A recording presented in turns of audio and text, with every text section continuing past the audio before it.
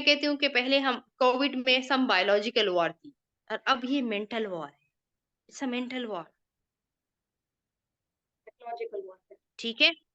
बिल्कुल, क्योंकि Bismillahirrahmanirrahim. Assalamu alaikum. Welcome to Mukawim in Solidarity for Peace series. अम, आप दुनिया के हालात आप सबके सामने आप अच्छी तरह से जानते हैं क्या इंसानी अलमिया जन्म ले रहा है और उसका हम सब पे क्या एक कलेक्टिव पनिशमेंट की वजह से हम सब एक कलेक्टिव ग्रीफ से गुजर रहे हैं। सर्वाइवर्स गिल्ट है हमारे पास और इस टॉपिक पे बात करने के लिए भी हमने एक बहुत ही अकम्पलिश्ड एक बहुत ही खूबसूरत इंसान और खातून को दावत दी है इस पे बात करने के लिए। इनकी बहुत अकम्पलिशमेंट है लेकिन सबसे बड़ी इनकी जो एक बात है वो ये है कि एक बहुत अच्छी इंसान है, दर्द दिल रखने वाली इंसान है और इंसानियत के लिए जब हमने इनको राब्ता किया तो she was very eager to join us. इनका नाम है डॉक्टर ताहिरा यूसुफ। ये फाउंडर है साइकोलॉजिकल हेल्थ सेंटर की, ये सीनियर एसोसिएट प्रोफेसर हैं, कंसल्टेंट है, क्लिनिकल साइकोलॉजिस्ट हैं, सर्टिफाइड हिप्नोथेरेपिस्ट है, एचईसी रिकग्नाइज सुपरवाइजर हैं, इंटरनेशनल प्रोफेशनल ट्रेनर हैं, न्यूरो लिंग्विस्टिक प्रैक्टिशनर हैं, पीएचडी हैं, क्लिनिकल साइकोलॉजी है डॉक्टर ताहिरा यूसुफ। अस्सलाम वालेकुम डॉक्टर साहिबा, thank you very much for joining us. वालेकुम सलाम। बस हम सबको अच्छा ह्यूमन बीइंग होना है, ये तो सारे हम बस मेहनत कर रहे होते हैं आगे बढ़ने के लिए और शायद अपना कुछ इनपुट देने के लिए। Otherwise I think we all are here और अगर हम सिर्फ़ अच्छे इंसान बने तो कुछ न कुछ इनपुट इस दुनिया में रखते हुए जाए तो फिर हमारा कुछ न कुछ हम करके जाएँ। This is my believe. बिल्कुल, आपने सही कहा। डॉक्टर ताहिरा, जैसे मैंने अपने इंट्रोडक्शन में कहा कि एक इंसानी अलमिया जन्म ले रहा है ले चुका है। ऐसी खबरें जी। आ चुकी आ रही हैं कि हम उसको इमेजिन नहीं करना चाह रहे। हम अ, मतलब जब हम अपनी न्यूज़ फीड में देखते हैं, आप स्क्रॉल करते हैं तो we don't know how to respond because we are not built that way कि हम इस तरह की इमेजेस देखें, इस तरह की चीज़ों को, इस हॉरिफिक चीज़ों को इमेजिन कर सके। And I don't know how the people of Palestine are doing it. आप देख रही हैं कि यूएन ने डिक्लेयर कर दिया है कि that's the most unlivable place on earth. It's a hell on earth in Gaza जो है स्पेशली। 30,000 से ज़्यादा शहादतें, सबसे ज़्यादा शहादतें बच्चों की, औरतों की, पैरामेडिक स्टाफ की, डॉक्टर्स की, इंजीनियर्स की, यूएन के अपने लोगों की, रज़ाकार की, मतलब आई मीन सहाफ़ियों की, आई मीन डॉक्टर वली जो हम उनको देख रहे हैं जिन्होंने अपनी पूरी फैमिली खो दी और रिसेंटली सॉरी जो सहाफ़ी है डॉक्टर वहील करके, मैं डॉक्टर कह रही हूँ बट ही इज़ वहील अल्दोहा शायद उनका नाम है, आई don't know the correct pronunciation. अभी रिसेंटली उन्होंने अपने बेटे को खोया है, हमज़ा को। सो आई मीन जब they are going through, I don't know वो किस तरह से इसको कर रहे हैं। हम इनडायरेक्ट विक्टिम्स होके भी हम उसको नहीं झेल पा रहे हैं। सो पहले तो मैं आपसे सवाल ये पूछूंगी कि ग्रीफ क्या होता है, ये गम क्या होता है, and then I will ask you कि कलेक्टिव ग्रीफ किसे कहते हैं हम। देखो बेसिकली जब हम बात करते हैं ग्रीफ की, तो ग्रीफ इज समथिंग कि अगर आपको एनी टाइप ऑफ लॉस, ठीक है, खासकर अगर हम फिर वो लॉस जो है आपकी इमीडिएट किसी पर्सन की है, आपकी फैमिली मेंबर की है, और वो लॉस आपके एक इंसानी लॉस है, आपकी घर की लॉस है, आपके बिजनेस की लॉस है, ये सब हम ग्रीफ में काउंट करते हैं कि अगर एनी टाइप ऑफ लॉस में है तो दैट इज अ ग्रीफ। और ग्रीफ में जब हम बात कर रहे होते हैं कि एक ग्रीफ, हम सब we all are human being and हम सबको पता है इमोशंस तो इन्वॉल्व हर चीज में होते हैं, ठीक है। अब जब हम रिलेशनशिप की बात करते हैं तो हमारी एक अटैचमेंट होती है, हमारी एक, और एकदम से अगर वो हमारी लिए हमसे निकल जाए या हमारे हम वी लॉस दैट पर्सन और that those people around us, या हमारा अपना घर या हमारी अपनी शनाख्त, वो सब अगर हमारे हम लॉस कर लेते हैं तो वो हम इन ह्यूमन बीइंग जो है, यहाँ एज अ क्लिनिकल साइकोलॉजी हम बात करते हैं कि हम ग्रीफ में, बहुत सारे लोग ग्रीफ में चले जाते हैं, ठीक है। अब ग्रीफ के अपनी स्टेजेस होती हैं, ठीक है। ग्रीफ क्या है, सबसे पहले तो हम डिनाइल में होते हैं, ऐसा कैसे हो सकता है, हमारे साथ कैसे ऐसा हुआ, why this happened to me. तो ग्रीफ में सबसे पहले तो डिनाइल आ जाता है, एंड देन उसके बाद हम गुस्से में आते हैं। अब करंटली अगर आप वर्ल्ड वाइज देखते हैं तो हम उस ग्रीफ के डिनाइल स्टेज से तो शायद गुजर चुके हैं, लेकिन we all are in a mostly किस चीज में है, हम एंगर वाली स्टेज में, एग्रेशन वाली स्टेज में, सबको गुस्सा है, बट एवरीवन इज हेल्पलेस।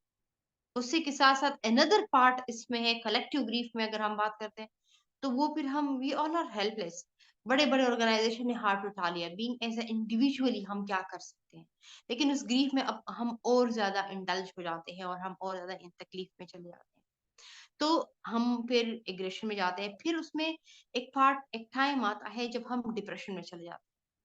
खाने पीने का दिल नहीं कर रहा, उड़ने फिरने का दिल नहीं कर रहा। छोटे छोटे बच्चे होते हैं, और अगर बड़े भी हैं तो क्या है कि वो अपनी लाइफ को उस तरह से इंजॉय नहीं करते। इवन बहुत सारे मेरे क्लाइंट्स हैं, वो कहते हैं कि हमने इस साल अपने बर्थडेज नहीं सेलिब्रेट किए, हम न्यू ईयर नहीं सेलिब्रेट करे, हम ये काम नहीं कर रहे, क्योंकि उनको वो फीलिंग्स है कि दूसरे सफर कर रहे हैं। मतलब वर्ल्ड वाइज अगर हम देखते हैं तो बच्चे हैं, एजेड लोग हैं, खवातीन हैं, अगर हम डायरेक्ट फ़लस्तीनियन की बात करते हैं, तो वो तो ये सब सफ़र कर रहे हैं और हम ये देख रहे हैं। तो लोगों ने ये चीज़ करना स्टार्ट किया कि चलो हम अपना इनपुट क्यों दें। लेकिन ज़ाहिर है एक पार्ट है एक डिप्रेशन का, तो तीसरा हमारा प्रोसेस होता है कि ये फिर तीसरा स्टेज ऑफ ग्रीफ जो है वो डिप्रेशन है। एंड में जाके हम कहते हैं कि अच्छा ठीक है, फिर अब एक्सेप्टेंस में आते हैं। अब एक्सेप्टेंस तो एक दफ़ा एक एक हम कहते हैं ना कि दिस इज ग्रीफ, एक बंदे के लॉस से आप ग्रीफ में चले गए। अब अगर करंट सिनेरियो की बात करते हैं तो वो कलेक्टिव ग्रीफ है, और हम फिर कहते हैं कि ये ग्रीफ हमारे लिए एक ट्रॉमा बना है। अब वो ग्रीफ नहीं, अब now it's a trauma. Traumas क्या है, what do we mean by trauma? Trauma is something कि हम उसके लिए मेंटली प्रिपेयर नहीं है, और वो एक्सट्रीम है, यानी कोई ऐसी चीजें जो एक्सट्रीम, या तो एक्सीडेंटल वाइज या एक ऐसी ट्रॉमास ऐसे कि इसके हम मेंटली प्रिपेयर नहीं है और वो चीजें हमारे साथ हो जाती है। ठीक है, वो कोई नेचुरल डिजास्टर हो सकता है, या कोई इस तरह से जैसे वॉर की कंडीशन में बच्चे पूरी पूरी घर और पूरी पूरी उनके खानदान और पूरी पूरी इस तरह से उनके लॉस में चले जाते हैं, तो ये एक एक्सट्रीम लेवल ऑफ ट्रॉमास फिर इंसानी जहन के लिए बन जाता है। मैं कहती हूँ सिर्फ ट्रॉमा में वो लोग, वो तो है जो एक होता है ना कि आप सामने देख रहे हैं, आई विटनेस है और वो तो सफर कर रहे हैं, उनके अपने चले जाते हैं ऑल दिस। बट अब तो पूरी दुनिया ट्रॉमा में है, पूरी दुनिया। ठीक है, वाई पूरी दुनिया? क्योंकि उसको हम कहते हैं वाइकेरियस ट्रॉमा। वाइकेरियस ट्रॉमा ये होता है कि आप उस सिचुएशन में खुद मौजूद नहीं है, बट आप सोशल मीडिया पे देख रहे हैं, आप टीवी में देख रहे हैं, आप न्यूज़ सुन रहे हैं, वो सब वाइकेरियस ट्रॉमा बन जाता।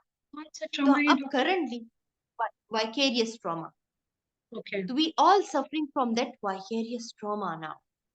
ठीक है, बच्चों के खुद की तकलीफ में देख रहे हैं, मरते हुए देख रहे हैं, बड़ों को, मतलब खून खराबा ये सब।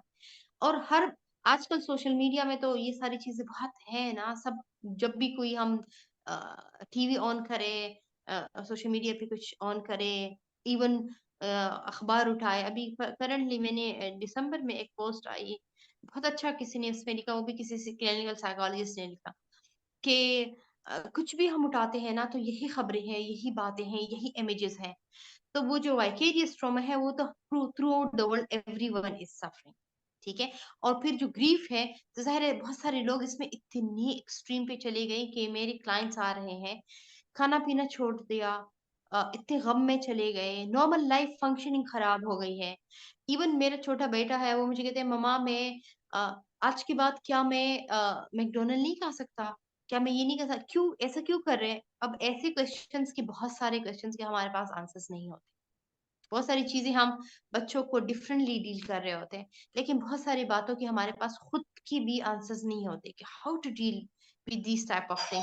क्यों कर रहे हैं मम्मा, ऐसा क्यों कर रहे हैं, फलां चीज ऐसी क्यों हो रही है? तो हमारे अपने घरों में भी मसले मसाइल स्टार्ट हो गए हैं। मतलब उनके साथ तो डायरेक्ट प्रॉब्लम है, बट पूरी दुनिया में हम देखें तो हम सब डिफरेंट अपने अपने घरों में, अपने अपने नेशन में, अपनी चीजों में वी ऑल आर सफरिंग।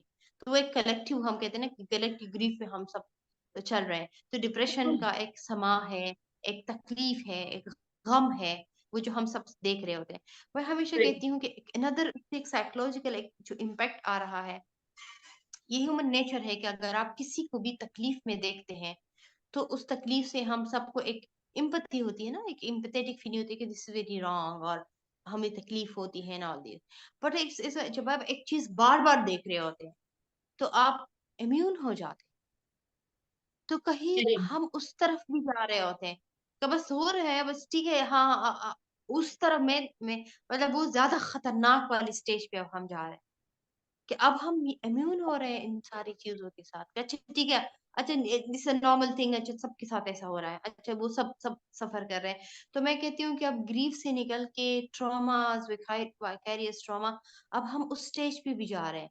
ये एक अनदर तकलीफ है कि, और ये क्या है कि आप उसमें अभी तो इम्यून है, बट उसका जो हम कहते हैं ना कि आफ्टर इफेक्ट है, वो कितने सालों तक लोग सफ़र कर रहे हों।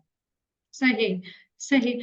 हाँ, जी, सो व्हाट इज़ द जी, वे जी। Forward? What is the way out of it? इससे कैसे निकला जाए और इसपे कैसे आप इम्यून या डिसेंसिटाइज़ ना हो जाएँ? देखो, अब हम currently for example let's suppose मेरे पास ऐसे बहुत सारे इंडिविजुअल्स, अरे मेरे पास एक इंडिविजुअल लोग भी आते हैं, ग्रुप थेरेपी सेशंस करती हूँ तो वो भी लोग होते हैं। अब अगर जैसे फॉर एग्जांपल ऑलरेडी एक क्लाइंट एडीएचडी है, या एक क्लाइंट ऑलरेडी मेंटली किसी भी वजह से सफर कर रहा है, वो ज्यादा सेंसिटिव है। अब वो ऑलरेडी ज्यादा सेंसिटिव है, वो चीजों को, वो ऑलरेडी डिप्रेस्ड है, तो वो वैसी भी चीज़ों से डिस्टर्ब हो जाता है, इन चीज़ों से फिर और ज़्यादा ज़हन पे ले लिया, और वो ज़ाहिर है एक एम्पैथेटिक या वो चीज़ें हमारे साथ। तो अब करंटली क्या है कि हम क्या कर सकते हैं? हम एज़ अ इंडिविजुअल जी, क्या अपना इनपुट दे सकते हैं? जैसे बहुत सारे डॉक्टर्स हैं, वो मार्च वो क्या कर रहे हैं, यानी कलेक्टिवली अगर हम देख रहे होते हैं, जैसे बड़े-बड़े ऑर्गेनाइज़ेशन या बड़े-बड़े ममालिक ने अपने हाथ उठा लिए, तो वो सिर्फ़ क्या मेजर क्या कर रहे हैं? वो सिर्फ़ क्या कर रहे हैं कि एक मार्च कर रहे हैं, या एक वॉक कर रहे हैं, या उनके लिए एक आवाज़ उठा रहे हैं, या एक ग्रुप पे डिस्कशन कर रहे हैं। सिर्फ़ ये एक फीलिंग्स देने के लिए कि वी आर विद देम। सही, हालाँकि हम उसके लिए प्रैक्टिकली क्या कर सकते हैं, मैं अपने क्लाइंट से, इंडिविजुअल क्लाइंट को क्या कहती हूँ, जब वो बहुत, मैं उनको सफ़र करते हुए देखती हूँ कि वो तकलीफ में वो लोग तो है, बट मेरे एक इंडिविजुअल जो यहाँ पाकिस्तान में बैठे हुए मेरे पास आ रहे हैं, वो भी सफ़र कर रहे हैं। उनका डिप्रेशन अगर माइल्ड था, तो अब वो सीवियर पे चले गए। उनका जो एक इमेजेस, या जैसे हम कहते हैं ऑब्सेशन का क्लाइंट था, ओसीडी का क्लाइंट था, वो एक्सट्रीम पे चले गए। मैं उनसे कहती हूँ कि एट दिस स्टेज आप दुआ करें उनके लिए। आप उनके लिए पॉज़िटिवली एक इनपुट दे दें। आप अपनी तरफ से जो उन तक पहुँच सकता है, हमारी दुआ पहुँच सकती है, या हमारी कोई एड पहुँच सकती है। एक पॉज़िटिविटी आप कुछ अच्छा लिख लें उनके लिए, आप एक अच्छा इनपुट डाल दें। बहुत ज़्यादा देखना भी is also very wrong thing. For example अगर आप इस तरह से गम की चीज़ें बार-बार सुनते हैं और देखते हैं, तो वो भी आपको एक्सट्रीम डिप्रेशन और एंगर में लेके जाते हैं। अब उनसे अवॉइड करने के लिए जब इंडिविजुअल सेशंस करती हूँ, तो मैं उनसे कहती हूँ कि बहुत ज़्यादा ऐसी वीडियोज़ से अवॉइड करें। उसकी जी। रीज़न्स क्या है? ऐसा नहीं कि उन इम्यून हो जाए और ना देखें। लेकिन ज़्यादा देखने से आपकी मेंटल हेल्थ और डिस्टर्ब हो जाती है। जैसे फॉर एग्ज़ाम्पल मैं बच्चों की कोई वीडियो खुद भी नहीं देखती, और मैं सही, सबसे कहती हूँ कि नहीं करें इस तरह से, क्योंकि वो हमें और एक्सट्रीम एंगर और फ्रस्ट्रेशन और इन चीज़ों की जो, और वो हमारे इख्तियार में कुछ है नहीं। हम दुआ के अलावा तो कुछ नहीं कर सकते। तो आप अपने आप को एटलीस्ट मेंटल हेल्दी रखने के लिए, ताकि आप मज़ीद और डिटोरेट ना हो, तो उन चीज़ों को बार-बार नहीं देखें। उन चीज़ों को बार-बार नहीं देखें। जो आप कर सकते हैं प्रैक्टिकली, उन पे फ़ोकस करें, बट सिर्फ़ देखने से आप मज़ीद एंगर और फ्रस्ट्रेशन, और आपके अपने घर डिस्टर्ब हो रहे हैं, आप गुस्से में आ रहे हैं, आपका खाना-पीना डिस्टर्ब हुआ, आप मज़ीद डिटोरेशन में जाते हैं। चाहे हम एज़ इंडिविजुअली बात करते हैं, या मैं एज़ अ कलेक्टिवली भी बात। जो बात करी वो बिल्कुल ठीक है कि इंसान के बस में कुछ नहीं है, वो वीडियोज़ देखता रहता है, उसको शेयर करता रहता है, गुस्से में आता है। लेकिन लोग कहते हैं कि अपने ग्रीफ को कैसे अपने गम को कैसे चैनल करें क्योंकि उनकी समझ नहीं आ रहा कि हम क्या करें किस तरह से इससे बाहर निकले वो कहते हैं दुआ भी करते हैं नमाज में भी फोकस नहीं हो रहा है एंड वी ऑल विटनेस ये सब चीजें इतना अफेक्ट होता है हमें आप उस पर थोड़ा सा जरा बताएं कि ये क्या साइकी होती है और इससे वे आउट क्या होता है अच्छा, बेसिकली वही बात कि मैं अब इंडिविजुअली भी क्लाइंट से भी कहती हूँ, इस टॉपिक पे अक्सर बात करती हूँ कि मज़ीद आप मेंटली इतनी ना डिस्टर्ब हो कि आप प्रोडक्टिव ही ना रहें, ना अपनी ज़ात के लिए, ना अपने घरवालों के लिए, ना किसी और के लिए, ठीक है? तो वो हम कहते हैं कि now then how to focus on your mental health, और आप अपनी उस ग्रीफ को या उस डिप्रेशन को कैसे चैनलाइज़ करें। आप ऐसे ग्रुप्स जॉइन करें जिसमें यू कैन टॉक, ठीक है? प्रोडक्टिव टॉक आप करें। इसी तरह फिज़िकल एक्टिविटीज़ में इन्वॉल्व रहें, कि सिर्फ़ बैठ के काम-काज छोड़ दिया, गम में रहें और कुछ नहीं कर रहे, तो प्रोडक्टिव रहना बहुत ज़रूरी है। फिज़िकल एक्टिविटी में रहना बहुत ज़रूरी है, क्योंकि if you really want to work on your mental health, तो आपको उसके लिए फिज़िकली भी हेल्दी रहना ज़रूरी है। तो आप फिज़िकल एक्टिव रहें, अच्छे ग्रुप्स में उठना-बैठना स्टार्ट करें, लोगों से शेयरिंग करें, बात करें, दिल में नहीं रखें। कोई चीज़ आपको तंग कर रही है, तो टॉक अबाउट दोज़ स्टफ। दूसरे का सुनें, अपना सुनाएँ, वो चीज़ें बहुत ज़रूरी हैं। फिर अगर कोई चीज़ आपके ज़हन में कोई जैसे स्टक बात है, जैसे मैं एक एग्ज़ाम्पल दूँ, one of my client become more obsessed and बहुत डिस्टर्ब हो गए। तो उससे क्या हुआ कि वो बिल्कुल खाना-पीना भी छोड़ दिया, सिर्फ़ he was just stick to the room, और वो सिर्फ़ वही वीडियोज़ और वो देख रहे थे, और अपने रूम में खाना-पीना कम हो गया। पेरेंट्स ने मुझे कॉल करके कहा कि 2 सेशन से इसलिए आपके पास नहीं आ रहे, कि इवन यहाँ तक कि नेल्स काटना, बाल बनाना, कपड़े चेंज करना, ये सब छोड़ दिया। ठीक है? तो अब इस तरह के सिचुएशन में तो आप मज़ीद गम में, तकलीफ में, डिप्रेशन में जा रहे हैं। अब हमने इन अपने आप को मेंटली इतनी हेल्दी रखना है कि ये चीज़ें नहीं करनी। मेरे पास आई तीसरा वीक था, फिर मेरे पास आए, तो फिर मैंने उन सारी चीज़ों को यूँ टैकल किया। मैंने कहा देखिए, whatever you are feeling, yes, हम वैलिडेट करें एक-दूसरे के इमोशंस को और फीलिंग्स को, कि जो फील कर रहे हैं वो गलत नहीं है। लेकिन हम दूसरे के तकलीफ में इतने बह जाए कि हम अपने आप को भी उसमें से ना निकाल सके, तो फिर अगेन हमारी स्ट्रेंथ तो वहीं से खत्म हो रही है या खत्म हो जाती है। तो हमने ऐसा नहीं करना। हमने अपने आप को प्रोडक्टिव रखना है, फिजिकली हेल्दी रखना है, खाना पीना, स्लीप पैटर्न, डेली रूटीन को फॉलो करना है। और हाँ, जहां जहां हमें लगे कि ये काम करने से सामने वाले को कितनी हेल्प हो सकती है, सामने वाले को जिसके लिए हम फ़ील कर रहे हैं, उनको हम क्या दे सकते हैं, क्या कर सकते हैं, उसमें अपना इनपुट डालें। बिल्कुल, और कुछ जैसे अक्सर क्लाइंट कहते हैं कि हम कुछ कर तो नहीं सकते, तो मैंने सोचा अच्छा दुआ कर सकते हैं, अच्छा अपना ख़्याल रख सकते हैं, अपने पड़ोसी का केयर कर सकते हैं, किसी और की बात सुन सकते हैं at least. This is also इंसानियत है ना, इट इज़ ऑल्सो समथिंग। लेकिन अगर आप सब कुछ खुद भी छोड़ दें, दैट इज़ ऑल्सो रॉन्ग। क्योंकि मैं कहती हूँ कि पहले हम कोविड में सम बायोलॉजिकल वॉर थी, और अब ये मेंटल वॉर है। It's a mental war, psychological warfare. ठीक है? बिल्कुल, क्योंकि अब everyone is psychologically unfit now. इन सारी चीज़ों से और कुछ हो ना हो, हम सब मेंटली डिस्टर्ब हो रहे हैं। Vicarious trauma is very, very affecting the client. जैसे एक बंदा उसमें मौजूद है, उस पे गुजर रही है, जितना उस वो अफेक्टेड है, इतना वो बंदा भी अफेक्टेड है जो कि उनको ऑब्जर्व कर रहे हैं या देख रहे हैं, सोशल मीडिया पे देख रहे हैं। हुँ, अब उनको फिर हमने साइकोलॉजिकली कैसे ट्रीट करना है। अब आप देखें, हम जिस कंट्री में हम हैं, हम तो ऑलरेडी बेसिक नीड्स के लिए रो रहे होते हैं। अ, ल अ, इतनी बीमारियाँ हैं, साइकोलॉजिस्ट इतनी नहीं है, मेंटल हेल्थ प्रैक्टिशनर्स इतने नहीं है, और अगर है भी तो लोगों को पता भी नहीं है कि इसका इलाज कैसे होता है। लोग अप्रोच भी नहीं कर पाते, उनको पता भी नहीं है कि हमने इसको डील कैसे करना है।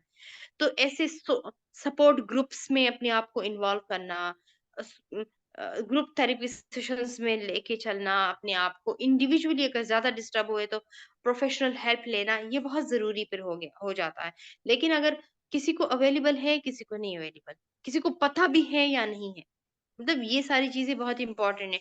तो मैं अपनी तरफ से क्या करती हूँ, मैं कहती हूँ कि फिर बहुत ज़्यादा इन चीज़ों में नहीं इन्वॉल्व हुए। जैसे मेरे उस क्लाइंट के इंडिविजुअल क्लाइंट की मैं बात कर रही थी, तो मैंने उनसे कहा कि करंटली आपने इन अपने ऊपर फोकस करना है, और ऐसी वीडियोस करंटली अवॉइड करें, ठीक है? क्योंकि जितना बार-बार देखोगे उतना आपका वो ट्रॉमा और बढ़ता जाएगा। हाँ, आप बात करो, आप उस चीज़ में जो आपके ज़हन में आ रहा है, उन्होंने कहा कि फिर फॉर एग्ज़ाम्पल उनका ये हो गया था कि अगर ऐसा है तो हम क्यों जिंदा है, मतलब सुसाइडल थॉट्स आ गए, सर्वाइवल स्किल, व्हाई हाँ, वी आर हियर नाउ। जी, जी। ठीक है, सर्वाइवल, हमें भी नहीं रहना चाहिए। हाँ, हम क्यों खा रहे हैं, हम क्यों पी रहे हैं, हमें भी सब छोड़ना चाहिए। तो these are the self mutilating behaviour लोगों में आ गए, एग्रेशन आ गया, सुसाइडल थॉट्स आ गए। तो हम एज ए इंडिविजुअल फिर क्या, मैं कहती हूँ being a mental health professional, हम अपनी लोगों के लिए अब क्या कर सकते हैं, उन क्वेश्चंस के आंसर हमें दे, हम उनको वो तक पहुंचाए, एक दूसरे के साथ बैठे। बहुत एक्सट्रीम पे चले गए तो फिर प्रोफेशनल हेल्प ले ले, ये बहुत जरूरी हो गया अब हम सब के लिए। तो ये तो आप कह रही हैं कि अपना मिलना-जुलना बढ़ाएँ। आप उनकी हेल्प नहीं कर सकते, उनके लिए दुआ कर सकते हैं। पहले तो अपनी हेल्प करेंगे, इस पोज़ीशन पे तो ना आ जाए कि आपको दूसरों पे बोझ बन जाएँ, आप एक तरह से आपको मदद करनी बिल्कुल, पड़े। एंड देन बी बिल्कुल, kind very to each other, be kind to each other. ये कलेक्टिव ग्रीफ है, इसमें कलेक्टिवली ही काम करना चाहिए। हम सब सर्वाइवल्स गिल्ट में चले जाते हैं। Like I was just sharing बिल्कुल, एग्जांपल्स। सो इसमें मिलना, सेहत का ख्याल रखना, साइकोलॉजिकल वॉरफेयर है, अपनी मेंटल ग्रोथ का ख्याल रखना। इफ यू आर फिट तो आप दूसरे की मदद कर सकते हैं। जिस तरह हमें कहा जाता है कि जवानी का सजदा, और एक सेहतमंद आदमी का जो जो इबादत है वो अल्लाह ताला को बहुत पसंद है। सो इसमें फेथ रखें। डॉक्टर साहब, बिल्कुल। लाइक टू शेयर कोई आप ऐसी अगर मैं आपसे कहूँ ऑन द गो कोई ऐसी चीज आप बताएं, कोई एक्सरसाइज, कोई ब्रीदिंग एक्सरसाइज, कोई जिसका कहते हैं या कोई चीज जिसे हम अडेप्टेशंस कहते हैं या इल्यूजन जिसे हम कहते हैं, नॉट इल्यूजन बट जो अडेप्टेशन होती है, जो हम कुछ कर सके, ब्रीदिंग एक्सरसाइज जो थोड़ा अपने आप को काम करने के लिए इमीडिएटली जो एकदम से हमें फील होता है क्योंकि एवरीथिंग इज एट लॉस, तो उसमें हम कुछ कर सकते हैं। हुँ। देखिए, अगर आपको उनको मतलब ऐसी थॉट्स आए जो आपको डिस्टर्ब कर रही हैं और आप एंग्ज़ियस हो रहे हैं, वरी कर रहे हैं, आपको हम्म, घबराहट है, उस सिचुएशन में तो आप डीप ब्रीथिंग के मल्टीपल मेथड्स है, यूट्यूब पे बहुत अच्छे-अच्छे मिल जाते हैं। और उसमें आप थोड़ा-सा पॉज़िटिव, मैं कहती हूँ डीप ब्रीथिंग के साथ अगर आप अपने आप एनर्जी को साथ-साथ पॉज़िटिव करते जाते हैं, तो वो चीज़ें उससे आप ये एक और करंट हियर एंड नाउ में रहें। अब क्या होगा? उनके साथ क्या होगा? आने वाले इस टाइम में क्या होगा? 1 महीने बाद क्या होगा? ये फ्यूचर थॉट्स हैं। अब जब आप फ्यूचर जितना रहोगे, उतने आप एंग्ज़ियस रहते हो। तो हम अपने लिए एक तो ये कि माइंडफुल रहना, माइंडफुलनेस के भी बहुत सारे अच्छे एक्सरसाइज़ेज़ होते हैं, आपको मिल जाते हैं ऑनलाइन बहुत सारे एक्सरसाइज़ेज़ हैं। माइंडफुल रहें, हियर एंड नाउ यानी करंटली मेरे पास ये पल है जिस वक़्त आप और मैं बात कर रहे हैं। ये हमारे पास हियर एंड नाउ है। हम इस करंट स्टेट में, तो आप इस वक़्त क्या फ़ील कर रहे हैं? क्या सुन रहे हैं? क्या देख रहे हैं? क्या फ़ील कर रहे हैं? तो हम क्लाइंट को भी यही सिखाते हैं कि आप करंट में रहो, हियर एंड नाउ में रहो, ठीक है? आपका करंट अच्छा होगा तो आपकी स्ट्रेंथ होगी तो यू कैन डू समथिंग, आप आगे फल में जा सकते हो, बेहतर तरीके से मूव हो सकते हो। तो these are the mindfulness, breathing exercise, these are very good for the anxiety, worriness, fearfulness, इनसे हम इस तरह से निकल सकते हैं। जहाँ पर अगर बंदा कोई डिप्रेशन में चला गया है या बहुत डीप डाउन पेन में है, डिप्रेसिव स्टेट ज़्यादा है, तो उसमें आप सोशलाइज़ेशन इज़ वेरी इम्पोर्टेंट। आप लोगों से मिलो, सोशल सपोर्ट को अपना बढ़ाओ, फैमिली सिस्टम को के साथ उठो-बैठो, अकेले नहीं रहो, विथड्रॉल में ना जाओ। ये सारी चीज़ें, डाइट का बहुत ज़्यादा ख़्याल रखो, स्लीप पैटर्न, जैसे लोग इतनी इसमें इंडल्ज हो गए कि पूरी-पूरी रात यही देखते हैं। आपने स्लीप खराब किया, आपकी मेजर साइकोलॉजिकल कंडीशन डिस्टर्ब हुई। तो इन चीज़ों, ये छोटी-छोटी बातें हैं but these are very important, these are very important. कोई चीज़ आपको पता है कि उससे आप एक्सट्रीम डिस्टर्ब हो जाते हैं या खुद पेन में चले जाते हैं, आप वो वीडियो नहीं देखिए। जैसे मैं खुद एज़ अ क्लिनिकल साइकोलॉजिस्ट हूँ, लेकिन मैं किसी बच्चे के खून के या ऐसे ब्लड से रिलेटेड और उनकी डेथ की बार-बार वीडियो देखूँगी, मुझ पे भी असर आएगा। तो जब मुझे पता है कि वो चीज़ मुझे इतनी तकलीफ़ दे रही है और मेरी नींद ख़राब हो सकती है, मुझे वो थॉट्स बार-बार आएँगे, मुझे वो इमेजेस आएँगे, तो आप वो चीज़ ना करो फिर, ठीक है? तो वो चीज़ें, इन इस तरह के इमेजेस से या इस तरह की चीज़ों से फिर अपने आप को दूर रखो, और जो उसके लिए प्रोडक्टिव रहने के लिए क्या कर सकते हो, वो फिर वो चीज़ें करो। ये तो आपने हमें बता दिया जो हमें डायरेक्ट विक्टिम्स है उनके लिए। और जो वहाँ पे विक्टिम्स है, हमें ये उम्मीद है कि यूट्यूब पे जब जाती है चीज़ तो लोग देखते हैं। अगर कोई यहाँ फ़लस्तीनी फैमिलीज़ हैं, वो यहाँ देख रहे हैं तो वो अपने लोगों को वहाँ कोई अगर मैसेज कन्वे कर सकें, वो जिस ट्रॉमा में हैं, जिस जिस तरह की चीज़ें वो देख रहे हैं, वो विटनेस कर रहे हैं, वो क्या कर सकते हैं? औरतें, प्रेग्नेंट वुमेन हैं, बच्चे हैं, what can they do for themselves? Anything you would like to share with us? देखो उसमें सबसे इम्पोर्टेंट देखो सबसे इम्पोर्टेंट होती है हम एक दूसरे की एनर्जीज। जब कभी ऐसे सिचुएशंस होती है ना, जितना हम साथ रह सकते हैं, एक दूसरे का ख्याल रख सकते हैं, एक दूसरे का सुन सकते हैं, किसी का रोना, किसी की तकलीफ, the more they connected with each other, उससे ही बेहतरी आ सकती है। क्योंकि ज़ाहिर है वो एक ऐसे सिचुएशन में ऑलरेडी इंडल्ज हैं, दे आर सफरिंग। ठीक है, अब जब वही इमेजेस वही चीजें बार बार देख रहे हैं, बार बार वो सारी चीज, तो वो उनको ज्यादा तकलीफ दे रहे होते हैं। तो जितना वो एक दूसरे का ख्याल, मतलब एक तो है ना कि family support, social support, even एक दूसरे का सुनना, समझना, केयर करना, वो चीजें इस वक्त सबसे इम्पोर्टेंट है। और अ, हम छोटी सी एक बात हमें तकलीफ देती है, तो ये तो बहुत बड़ी बड़ी चीजें और एक रियलिटी है ना, हम इससे भाग भी नहीं सकते। हम उस सिचुएशन को आंखें बंद करके, हम आंखें बंद करेंगे तो हम कहेंगे भाई ये नहीं है, ये सिचुएशन है, ऐसा नहीं है। फॉर देम दे, वो तो है, वो उस सिचुएशन में रहते हुए।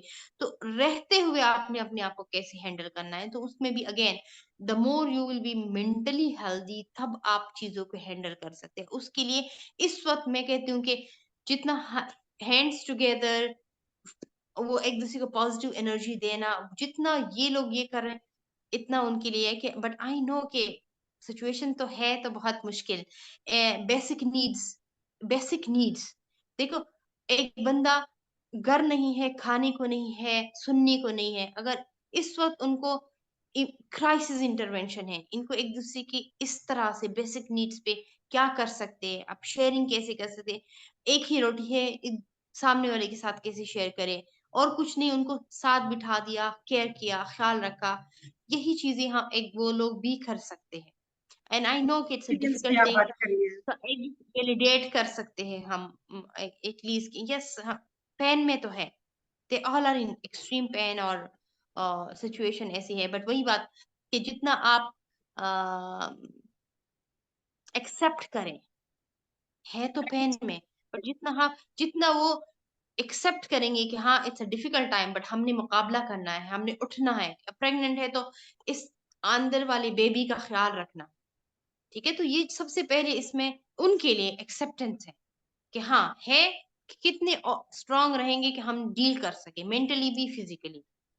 बच्चे जो होपफुली फिर जो ऑर्फन हो गए और उनकी फैमिलीज नहीं है, जो लोग सुन रहे हैं वो उन बच्चों को कैसे उस ट्रॉमा से निकलने के लिए हेल्प कर सकते हैं? आपने कहा हैंड होल्डिंग करें, साथ रहें, शेयर करें, एनीथिंग एल्स जो आप कहना चाहेंगे उन बच्चों के लिए देखो स्पेशल? बिल्कुल वही बात, क्योंकि बच्चे हैं, उनकी फैमिली नहीं है, तो जो जो वहां पर मौजूद लोग हैं, उन बच्चों को कैसे केयर करें, साथ रखें, अपने बच्चों जैसे ख्याल रखें। फॉर एग्जाम्पल किसी के पेरेंट्स चले गए, किसी के बच्चे चले गए, तो जिनके पेरेंट्स गए अ, तो वो, और जिनके बच्चे गए तो वो उन्हीं बच्चों को साथ रखे, मतलब it's a very difficult thing. Again वही बात, कहना और जिस पे गुजर रही होती है उनके लिए बहुत डिफिकल्ट है, बट वही हम इसी तरह ही केयर कर पाते हैं, इसी तरह ही चीज़ों को एक्सेप्टेंस में आते हैं कि ठीक है मेरे तो चले गए, अब उन जिनके नहीं है उनको मैं कैसे इंक्लूड करूँ अपने साथ, अपने बच्चों के साथ, या उनका कैसे केयर कर पाऊँ। तो यही वो चीज़ है कि हम एक्सेप्ट करेंगे कि हाँ, अब हमने ऐसे ही रहना है या इसी के साथ रहना है,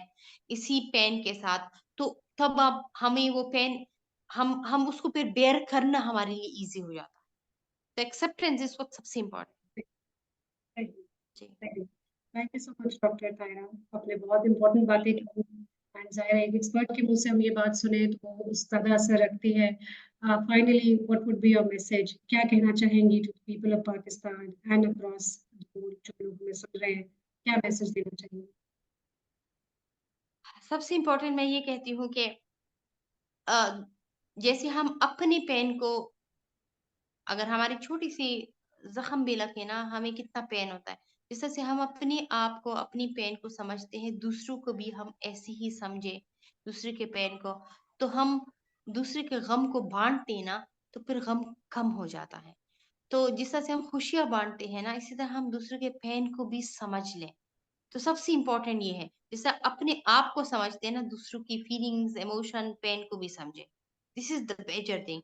और अपनी एनर्जी इतनी पॉजिटिव करें कि हम कहते हैं ना कि कतरा कतरा मिलके ही समंदर बनता है। इसी तरह अगर एक एनर्जी पॉजिटिव हो, सामने वाली एनर्जी पॉजिटिव करे, फिर उसकी एनर्जी पॉजिटिव करे, फिर उसकी एनर्जी, तो इस तरह से हो सकता है कि हमारी पॉजिटिव एनर्जी ही इतनी स्ट्रांग हो जाए और इसी से ही चीजें में बेहतरी आ जाए। तो this is what I can say, और this is what I believe on this की चीजें अल्लाह पे भरोसा करते हुए इंशाल्लाह इंशाल्लाह चीजें बेहतर। थैंक यू, जज़ाकल्लाह, बहुत शुक्रिया हमें जॉइन करने के लिए। बहुत अच्छा लगा आपसे बात करके। आई एम श्योर जो सुनने वाले हैं वो आपसे बहुत आपकी बातों से मुस्तफ़ीद हो गए, उनको हौसला मिलेगा। जज़ाकल्लाह।